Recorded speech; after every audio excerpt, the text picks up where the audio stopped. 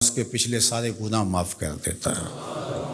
خوش نصیب ہیں وہ لوگ جو اس مہینے کو ذکر و فکر میں گزارتے ہیں۔ صلاۃ التراویح کی شکل میں قرآن مجید کی سماعت کا اہتمام ہوتا ہے جگہ جگہ۔ پہلے دن سے لے کر آخر دن تک ضرور شریک ہوں اور پورے انہماک کے ساتھ قرآن مجید کی تلاوت کو سنیں۔ کچھ جگہ تو ایسا قرآن پڑھا جاتا ہے والقرآن یلعنہ، فرمایا کچھ لوگ قرآن پڑھتے ہیں، قرآن ان پہ لعنت کرتا ہے، تلفظ تک واضح نہیں ہوتا، 15 منٹ زیادہ لگتے ہیں یا 20 منٹ زیادہ لگتے ہیں۔